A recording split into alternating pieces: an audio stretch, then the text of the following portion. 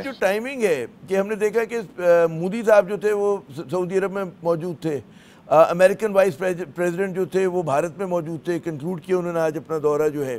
तो ये जो पहलगाम का वाक़या और उसके बाद जो भारत ने फॉलो अप किया, इसकी टाइमिंग को आप कैसे देखते हैं कि एक तरफ तो देखिए ये बड़ा क्लियर है कि दोस्त मुल्क ये इंडिया इज हमेशा फॉल्स फ्लैग ऑपरेशंस उसको करता है जब उनको टाइमिंग सूट करता है, जिस टाइमिंग से उनका चाहते हैं मैक्सिमम इम्पैक्ट हो, पाकिस्तान के खिलाफ मुकम्मल ब्लेम किया जाए, पाकिस्तान के खिलाफ इल्ज़ाम लगाया जाए। जब आपको याद है मार्च 2000 में सदर क्लिंटन आए थे इस खत्ते में, चित्ती सिंहपुरा में जो वाक़या हुआ था अनंतनाग में, वो 35 सिख मार दिए थे इन्होंने, सिखों को मारा था इन्होंने। जी जी जी जी आपको याद है।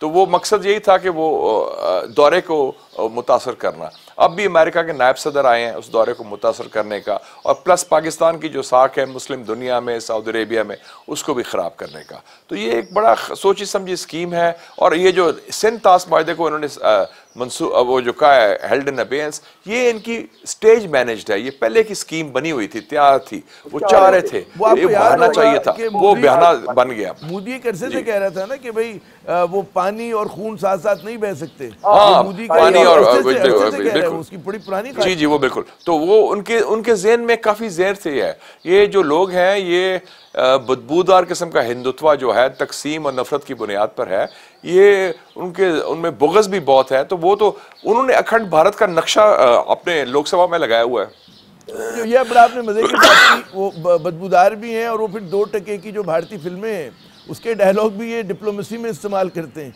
ये बड़ी ज़्यादा दिलचस्प बात है। अच्छा मुझे बताइए कि पाकिस्तान के पास जो है सिफारती ऑप्शंस क्या हैं?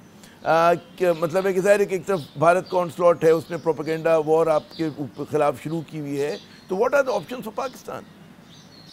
पाकिस्तान को चाहिए कम से कम 3-4 स्टेप्स तो हम ले सकते हैं ना। नंबर 1, हम मेंबर है यूएन सिक्योरिटी काउंसिल के। आमिर साहब हमें चाहिए कि यूएन सिक्योरिटी काउंसिल के एटलीस्ट जो P5 मेंबर्स हैं, बाकी मेंबर्स हैं, उनके साथ ये सारा, और यूएन सेक्रेटरी जनरल के साथ ये इंडस वाटर्स ट्रीटी का इशू रेज करें कि ये वायलेशन है इंटरनेशनल लॉ की, यकतरफा तौर पर हिंदुस्तान कर रहा है, और ये अनएक्सेप्टेबल बिहेवियर है क्योंकि ये आबी जहरियत के मुतरादिफ है। नंबर 1। नंबर 2, एक फैक्ट शीट तैयार करें जिसमें हम इंडियन जो एक्शंस हैं, जो फॉल्स फ्लैग ऑपरेशंस का ट्रैक रिकॉर्ड है, और प्लस जो इंडियन स्पॉन्सर्ड स्टेट टेररिज्म है रॉ के जरिए। रॉ ने यही कोशिश अमेरिकन को मारने की कोशिश की जो सिख थे, कैनेडियंस को मारा जो सिख थे। पाकिस्तान के अंदर according to Washington Post and Guardian 4 सालों में 20 दफ़ा उन्होंने ये कार्रवाई की है दहशतगर्दी की। और तीसरी बात है कि जो 2025 में हम बात कर रहे हैं, गुफ्तगू हो रही है, ये 100 साल एनिवर्सरी है आरएसएस की। आरएसएस एक रैशिस्ट और फैशिस्ट तंजीम 1925 में कायम हुई थी, और इसका मकसद ही यह था कि इस्लाम दुश्मनी, मसीह बरादरी के खिलाफ दुश्मनी, सिखों के खिलाफ दुश्मनी। तो ये अब रूलिंग पार्टी बन गई है उनका। आप देखें इंडिया में एक एक्सट्रीमिस्ट मुल्क है, ये वाहिद न्यूक्लियर ताकत है जिसकी क़यादत मजहबी इंतहा पसंदों के पास है। तो इसको हवाले से हमें इसको लॉफेयर एक फील्ड है कि हम लीगली इसको टेक अप करें at the international court level also. कि ये तो, और अरुंधति रॉय ने तो कहा था अपने आर्टिकल में न्यूयॉर्क टाइम्स में कि today in India RSS is the state.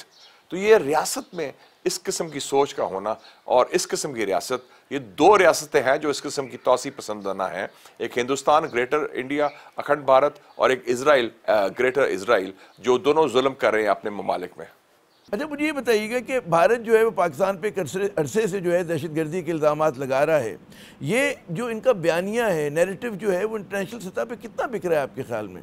मेरे ख्याल में मिक्स्ड है। ओवरऑल पहले ज़रा ज़्यादा बिकता था, लेकिन अब हिंदुस्तान का जो ख़ास तौर पे पिछले सालों में मोदी का जो हुआ है, देखे ना 2-3 चीज़ें और भी हुई हैं। 3 फैक्टर्स देख लें। इस इलाके में India is relatively isolated. Maldives में इलेक्शन हुआ, India out of Maldives. Bangladesh में इंकलाब आया, एक प्रो इंडियन हुकूमत को अवाम ने उखाड़ पिछाड़ करके फेंक दिया। नेपाल में माओइस्ट हुकूमत है इलेक्टेड। श्रीलंका में एक लेफ्टिस्ट हुकूमत है जो चाइना के बहुत करीब है। पाकिस्तान तो वैसे ही बड़ा वाज़ेह है हिंदुस्तान की बालादस्ती के खिलाफ, तो एक खत्ते में देख लें। दूसरा देखें कि अमेरिका के अंदर जब से ट्रंप आया है, एक इशू जो आया है इलीगल माइग्रेंट्स का। 3rd largest illegal migrants in America में हिंदुस्तान से हैं। Mexico number 1, number 2 El Salvador, number 3 India 7.5 lakh. और जो पहला जहाज भेजा ट्रंप ने सदर बनने के बाद, वो हिंदुस्तान भेजा अमृतसर। 108 इंडियंस हथकड़ी लगाकर आए, वो हरियाणा में, वो चंडीगढ़ में पहुंचे थे। और आप देखें कि ये कहाँ से ये आए हैं, ये नौजवान हैं। 45% यूथ अनएम्प्लॉयमेंट है इंडिया में। हरियाणा, पंजाब, गुजरात, यूपी, बिहार से ये लोग आए हैं, यंग लोग। तो इंडिया में हालात अपने बड़े ख़राब हैं। सिर्फ वो क्रोनी कैपिटलिज्म है अंबानी और अडानी लोगों का, जो अमीर गुजराती हैं मोदी के साथ। तो मोदी के अपने और उनके जो ऑपोजिशन है, आप देखें कि पहली दफ़ा गांधी फैमिली के 3 लोग, सोनिया गांधी, राहुल गांधी, प्रियंका गांधी, वो मेंबर ऑफ लोकसभा हैं। तो ये मेरा हिंदुत्व की जो है अंदर भी उसको धचका लगा है। और 7 सिस्टर्स की बात करते हैं हम।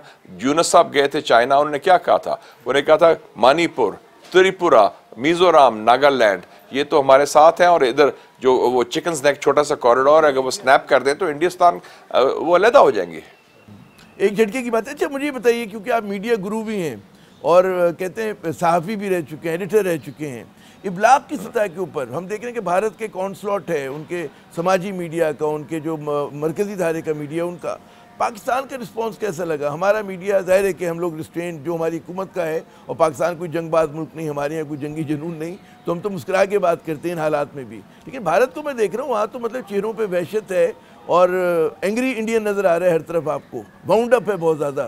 तो ये इब्लाग की लड़ाई में पाकिस्तान के क्या अब तक परफॉर्मेंस रही और what can we do to improve our game? ये बड़ा इंटरेस्टिंग क्वेश्चन है, बड़ा इंटरेस्टिंग कंट्रास्ट है। और ये कंट्रास्ट सिर्फ मीडिया तक नहीं, ये सियासत में भी है। हर इंडियन इलेक्शन में मेन इशू क्या था?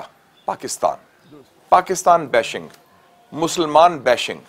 हमारे पिछले 30 सालों में इलेक्शंस हुए हैं, एक दफा भी हिंदुस्तान का जिक्र नहीं आता। एक दफा भी हिंदुस्तान कोई बैशिंग नहीं हुई मजहबी बुनियाद पर या किसी और बुनियाद पर। और आप मीडिया का देख लें कि हम कहते हैं कि हिंदुस्तान दुनिया का सबसे बड़ा जमहूरी मुल्क है। क्या जमहूरियत है ये कि इस किस्म की सोच की वो अक्कासी कर रहा है, इस किस्म की नफरत की अक्कासी कर रहा है, इस किस्म के बुग़्ज़ की कर रहा है, और वॉर हिस्टीरिया कि पाकिस्तान को सफ़ाए हस्ती से खुदा न खासा मिटा दे। तो ये हिंदुस्तान ने एक्सपोज कर दिया है। उनका मीडिया भी उनका पिट्ठू बना हुआ है एस्टेब्लिशमेंट। कोई सेंसिबल बात नहीं हो रही। वो कहते हैं दहलीज को चूम के छोड़ गए, देखा कि पत्थर भारी है। मेरा आखिरी सवाल आपसे कि एक तासुर ये कि जी पाकिस्तान के जो अंदरूनी तजादात हैं और पाकिस्तान में जो सियासी हलचल है, पाकिस्तान को एक यूनिफाइड पोस्चर देने के लिए उसको दूर करना बहुत ज़रूरी है। वो चाहे आपकी मेन स्ट्रीम जो अपोजिशन की पार्टीज़ हों, उनको मनाना, एतमाद में लेना। उसी तरह बलूचिस्तान के बुरहान है, पेचीदा सूरत हाल है, KP में है। हुकूमत को क्या किस सिमत में जाना चाहिए ये अपने मामलात को सेटल करने के लिए? कितना ज़रूरी है हमारे लिए करना? देखिए जी, हमें बड़ा स्ट्रेटेजिक क्लैरिटी की ज़रूरत है। इस वक्त पाकिस्तान की जो मेन इशू है वो बैरूनी जारियत, बैरूनी जो दुश्मनी है हमारी हिंदुस्तान के हवाले से, पूरी पाकिस्तानी कौम को इकट्ठा करना। और उस हवाले से मैं समझता हूँ कि जितनी भी सियासी कुव्वतें हैं, चाहे हिज़्ब इक़्तिदार हो या हिज़्ब इख्तिलाफ हो, बशमूल PTI, बशमूल इमरान खान साहब, हम सियासी कैदियों को रिहा करें, मिसिंग पर्सन का मसला हल करें, और सब सियासी कुव्वतों को मिला के हम एक कौमी मौक़िफ़ पेश करें कि जनाब हम चट्टान की तरह बैरूनी जारियत के खिलाफ खड़े हैं। और ये हमारा फ़र्ज़ है। And I think Imran Khan साहब अगर वो रिहा हो जाते हैं तो ही can be a very good part of the solution to this problem and mobilising the public opinion, क्योंकि वो पाकिस्तान के मकबूल तरीन सियासी रहनुमा हैं।